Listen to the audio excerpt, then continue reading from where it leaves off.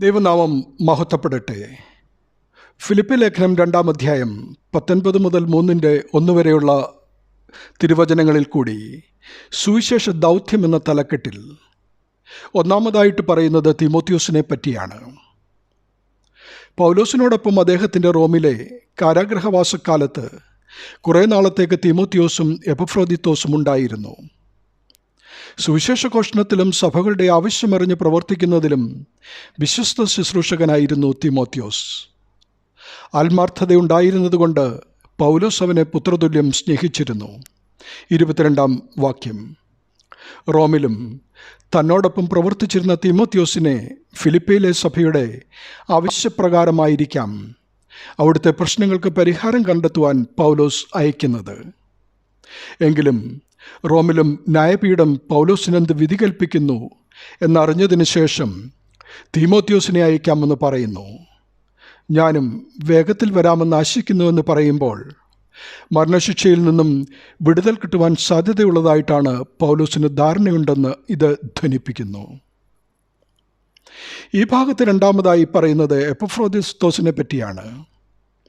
റോമിൽ പൗലോസിൻ്റെ കാരാഗൃഹവാസക്കാലത്ത് അപ്പോസ്തല പ്രവൃത്തികൾ 28-ാം അധ്യായം 23-29 പറയുന്നത് പോലെ വളരെ നാൾ വീട്ടുതടങ്കലിലായിരുന്നപ്പോൾ നേരിട്ട ബുദ്ധിമുട്ടുകൾക്ക് സാമ്പത്തിക സഹായം എത്തിച്ചു കൊടുക്കുവാൻ ഫിലിപ്പിയിലെ സഭ അയച്ച അവരുടെ ഒരു ദൂതനായിരുന്നു എപ്പഫ്രോദിത്തോസ്.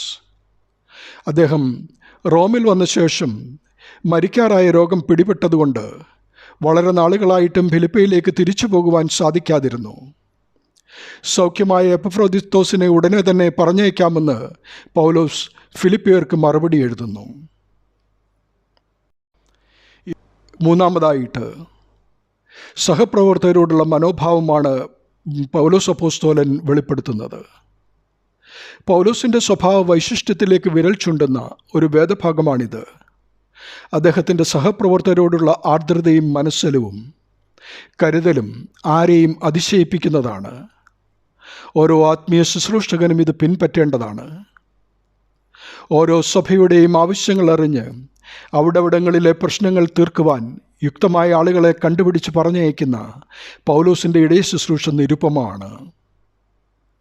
സഹായം ചെയ്ത ഫിലിപ്പിയരെ ഭംഗിവാക്കുകൾ കൊണ്ട് അഭിഷേകം ചെയ്യുന്ന പൊയ്മുഖം പൗലോസിനില്ല. അതേസമയം നന്ദി നിറഞ്ഞ ഒരു ഹൃദയം വാക്കുകളിലൂടെയും സ്തോത്രങ്ങളിലൂടെയും അവർക്ക് വേണ്ടി പ്രാർത്ഥനകളിലൂടെയും പ്രതിഫലിക്കുന്നുണ്ട്. സന്തോഷിക്കുവാനുള്ള ആഹ്വാനം തുടരെ പൗലോസ് ആവർത്തിക്കുമ്പോൾ ക്രിസ്തീയ ജീവിതത്തിൻ്റെ പരമപ്രധാനമായ ലക്ഷ്യം നിത്യമായി ക്രിസ്തുവിനോടുകൂടിയുള്ള സന്തോഷ ജീവിതാനുഭവമാണെന്നും അതിൻ്റെ മുന്നാസ്വാദനം കഷ്ടതകൾ നിറഞ്ഞ ഈ ലോകത്തിൽ തന്നെ നടത്തേണ്ടതാണെന്നും ഉദ്ബോധിപ്പിക്കുന്നു. ഈ മുന്നാസ്വാദനം ഏത് ക്രിസ്തീയ വിശ്വാസിക്കും എക്കാലത്തും ലഭ്യമാണ്.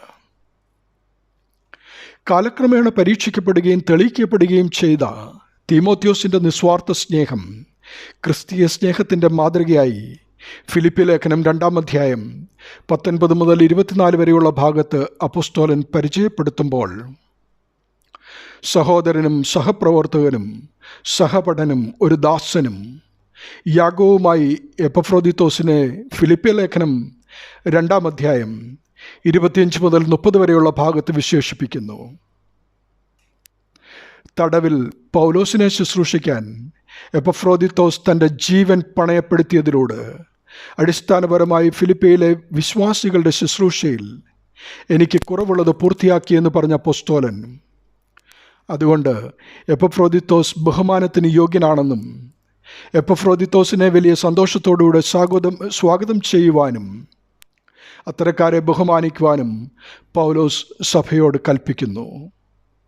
അവൻ്റെ ത്യാഗത്തെ മുഴുവൻ സഭയ്ക്കും ഒരു മാതൃകയായി ഉയർത്തിക്കാട്ടുവാനും ആഹ്വാനം ചെയ്യുന്നു. തീമോത്തിയോസിൻ്റെ ദൈവഭക്തിയും അളവറ്റ സ്നേഹവും എപ്പഫ്രോദിത്തോസിൻ്റെ ശുശ്രൂഷാ രീതിയും പൗലോസ് അപ്പോസ്തലൻ്റെ സഹപ്രവർത്തകരോടുള്ള മനോഭാവവും നാം ക്രിസ്തീയ ജീവിതത്തിൽ മാതൃകയാക്കുവാൻ ഈ വേദഭാഗം നമുക്ക് വഴികാട്ടുന്നു. ദൈവനാമം മഹത്വപ്പെടട്ടെ. ആമേൻ.